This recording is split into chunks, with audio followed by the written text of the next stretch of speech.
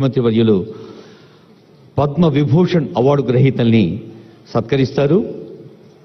రమణమ్మ రంగయ్య నాయుడుల పుణ్యపు కడుపున పుట్టిన బిడ్డడు, త్రిభాషా యోధుడు, అందరికీ ఆమోదయోగ్యుడు పెద్దలు గౌరవనీయులు వెంకయ్య నాయుడు గారిని సవినయంగా సాదరంగా ఆహ్వానిస్తోంది సన్మాన వేదిక.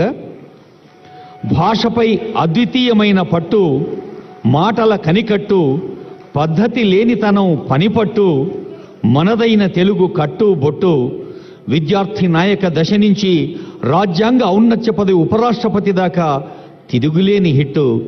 సాక్షాత్తు దేశ ప్రధానమంత్రి అన్నారు, వారి మాటలు వేగంగా స్వారీ చేసే గుర్రంలా సాగుతాయని. అలాంటి పెద్దలు వెంకయ్య నాయుడు గారు పద్మ విభూషణ్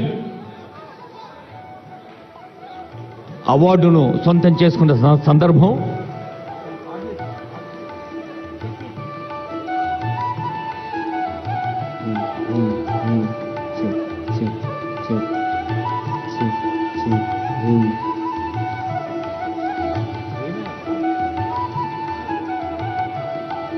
హలో,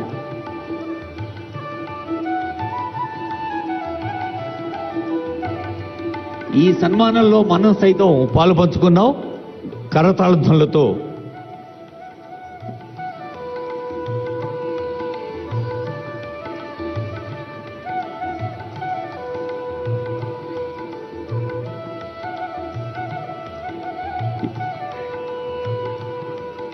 గౌరవనీయులు ఆదరణీయులు వెంకయ్య నాయుడు గారికి మరోమారు సహృదయ నమస్సులు శుభాకాంక్షలు అందజేస్తూ, మనం ఏదైనా ఇంగ్లీష్ పదం కావాలంటే గూగుల్లో సెర్చ్ చేస్తాం.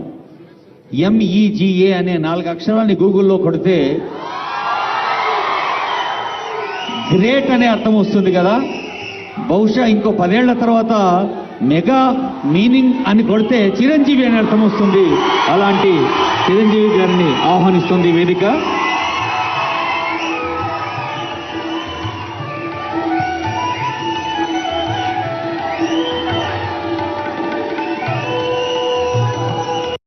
కొన్ని దశాబ్దాలుగా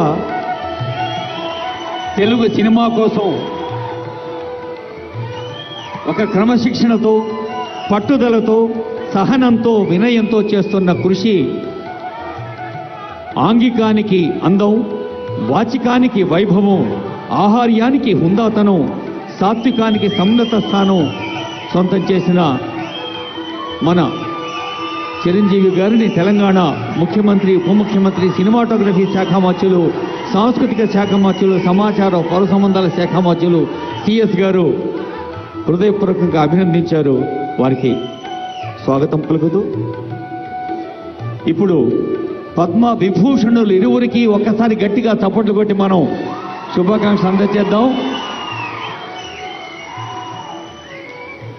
తెలంగాణ రాష్ట్ర ప్రభుత్వం పద్మశ్రీ అవార్డు గ్రహీతలు 6గురిని ఆహ్వానించింది. గడ్డం సమ్మయ్య గారు చిందు యక్షగాన కళను 5 దశాబ్దాలుగా ప్రదర్శించి